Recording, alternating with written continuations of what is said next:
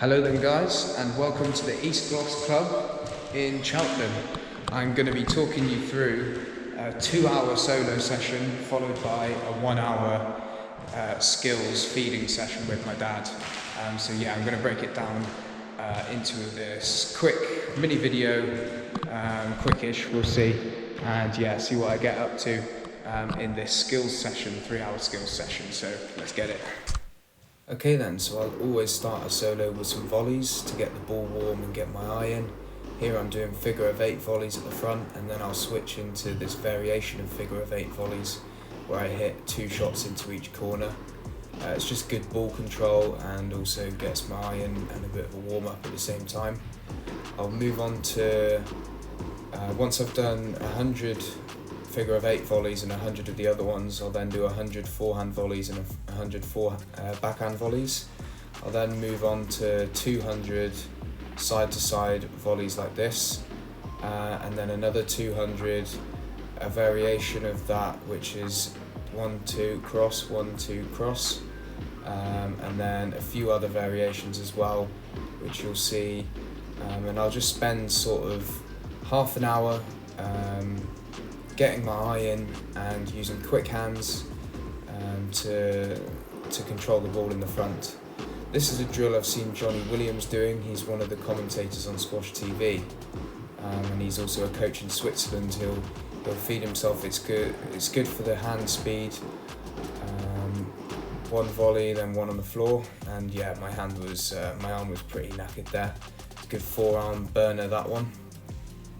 Once I've done half an hour of those volleys around the front, I'll finish them up with just some freestyle volleying, kind of. I'm doing forehand to backhand here, just moving across the front wall, finishing off with a drop at each end that I get to. Here you just want to be as quick as possible and try and control that ball as well as you can. This is a nice variation of a forehand to backhand volley at the front. You can use a corner to do that. This is just a variation that I kind of made up myself, where you hit a straight volley in between the cross-court volleys, if that makes sense. Just have a look what I'm doing there. I'm just playing around, basically just making up random volleying exercises. A lot of these I came up with in lockdown when I couldn't hit on a proper squash court. Here I'm feeding up one onto my volley cross-court nick. But yeah, this is a drill I've seen Ali Farag, the world number 1, doing in his warm-ups. When he comes onto court, you do a little boast and then a straight drop, boast, straight drop. This one's a good one for your movement as well. Yeah, then I'll move into some forehand drives. I usually go on the forehand first, don't ask me why. But yeah, I like to then move on to the drives and try and keep them as tight as possible. I'm aiming for 2 floorboards, and I'm going to hit, once I've hit 100 tight within 2 floorboards, I'll then move on to the front of the court where I'll practice my drop shots. So sometimes I'll just go into backhand drops, and then when we do the other side, I'll go into forehand drops, but this time I'm just freestyling forehand and backhand drops. I'm trying to keep my solos a little bit freer. I do like having a bit of a plan, like counting my shots here, but yeah, I'm back into forehand drives again, but this time a little more expression. You see I went for a drop there, might try the odd boast, a couple of volleys in there, also thinking about different paces, so I might try and hit one really hard and low, and then another one lob, just softening it up. But yeah, once I've done another 100 of those tight within 2 floorboards, I'll then move into the front of the court again, where I will carry on with my drops. Here I'm working on movement into the front of the court, so it's something I've been working on with one of my coaches, but yeah, it's just a quick movement onto the front, and softening it up with your hands here. So yeah, going for the nick there. Certain shots you'll go for the nick, certain shots you won't. When it's straighter, I just try and run it in tight. This I'm probably going to run it in tight, there we go. But if you've got more of an angle, then it's fine to go for the nick. Yeah. So once I've done some of those, I'll move on to the backhand side. Again, 100 within 2 floorboards. Here I'm just getting in the groove of things, just trying to hit as tight as possible and get my accuracy up. Once I've done 100 of these drives within 2 floorboards, I'll then move on to the front of the court again. But because I've done drops off the bounce, I'll now move on to drops off the volley. So if I've got an angle like this, I'll go for the nick. But if it's a bit straighter like that, I'll just take it in straight and short and try and keep it as tight as possible. On these volleys, you've got to think about quick footwork.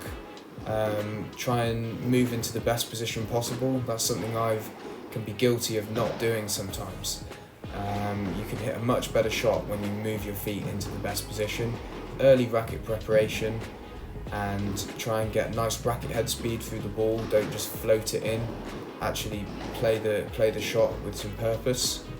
And yeah, once I'm feeling good that I've done some nice drops volley drops into the front, I'll then move back onto doing some drives on the backhand again. Here I'm just feeding myself actually some high volleys to take in, mixing it up with a straight drop or a boast. It's good to feed different paces when you're feeding yourself, because obviously in a match you never know how hard someone's going to be hitting the ball at you. So sometimes you want to lob it up, and sometimes you want to hit it a little bit harder. And also on the volley, it's good to practice a boast or a drop, because you can show the drop shot and then push the boast around like that to get people moving in the other direction to where they thought you were going to hit it. But here we go, into the backhand drives again.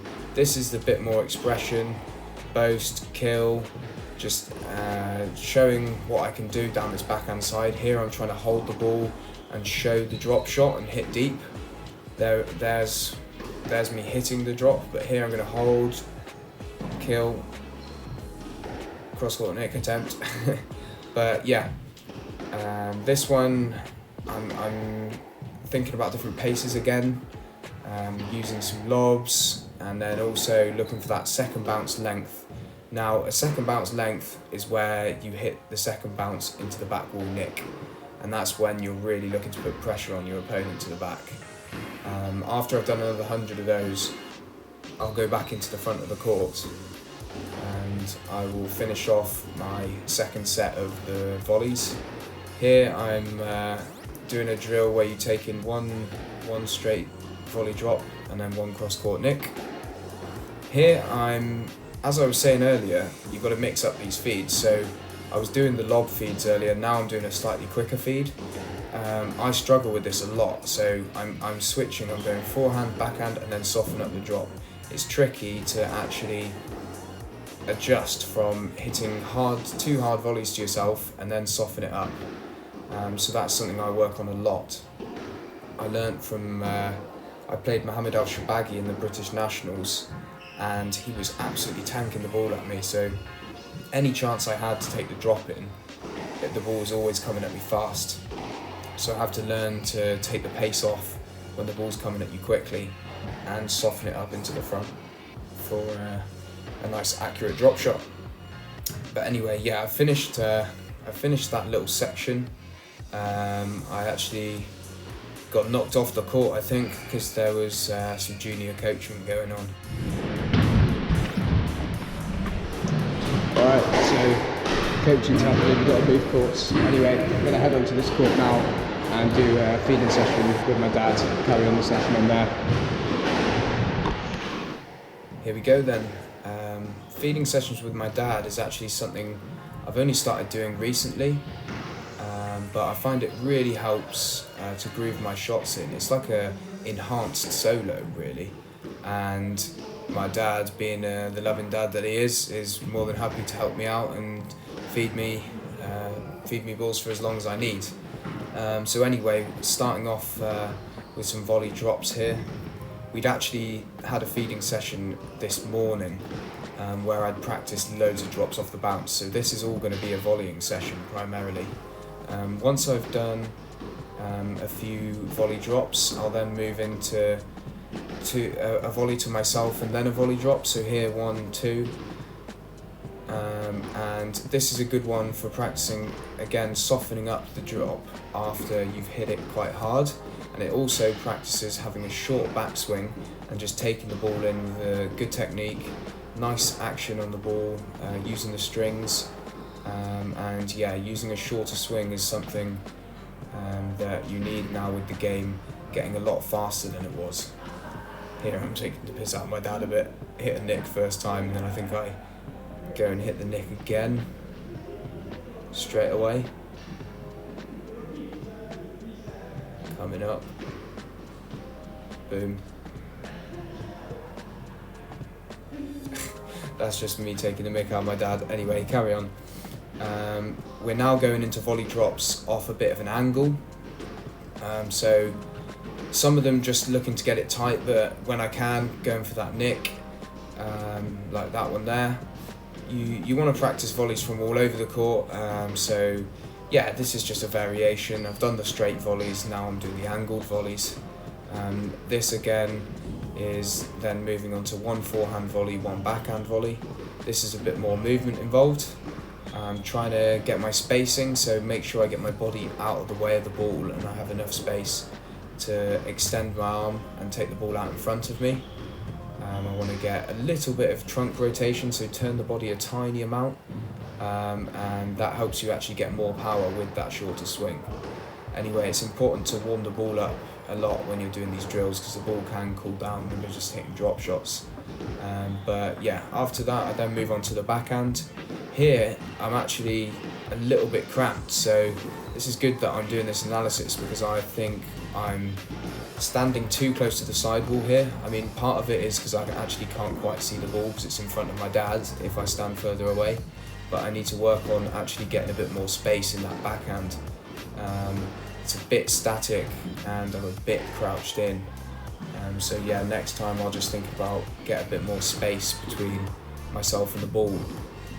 But this is the second volleying exercise where I'm hitting one hard to myself and then softening it up to the front.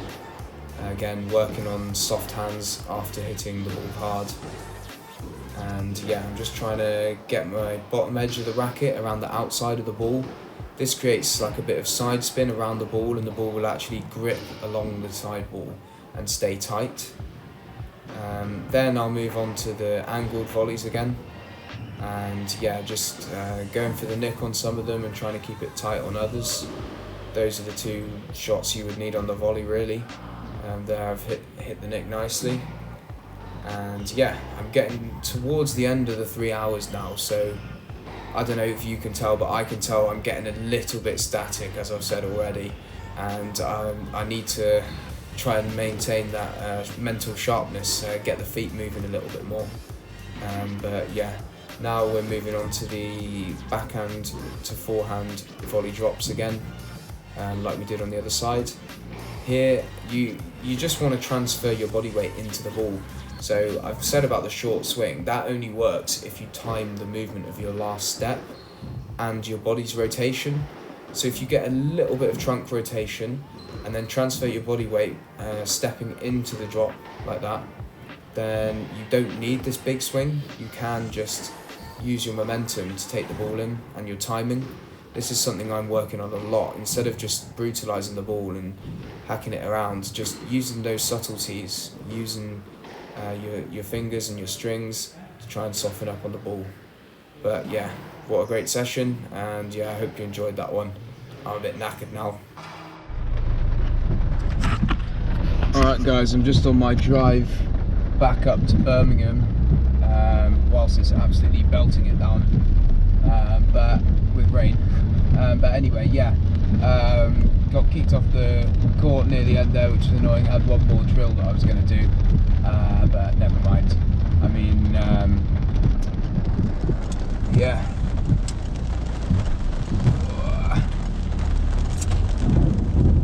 I'm back. Bloody hell, I don't know if you can hear that lightning or not. anyway, yeah, good session with my dad actually. We'd done drops off the bounce in the morning. I'd had a feeding session with him already, so that's why we kept it just volume. But yeah, it's nice to just have that repetition. I've used ball machines and stuff, but I mean, the human variation of it is quite good, and I can just point at my dad. I don't have to pick up balls or whatever. But yeah, I was hitting it nicely by the end. It shows like grooving the same shot. You can actually work on things and like tweak it by little by little, you know. Each shot, just move your hand. You can work on little technical things. But yeah, so a lot of pros use feeding sessions like that just to groove shots. It's kind of like a solo, but you don't have to pick the ball up every shot. So yeah, it's ideal, and yeah, I'm lucky that I got my dad that can do that for me. But yeah, hopefully that gave you a bit of an insight into how pros and how I work on my short game and hit a load of balls within a short space of time. So yeah, let me know if you enjoyed that one, and I'll keep trying to give you little insights into my training. I'm heading off to France next week for a Challenger event, so yeah, hopefully that's prepped me nicely, and yeah, I'll catch you in the next one.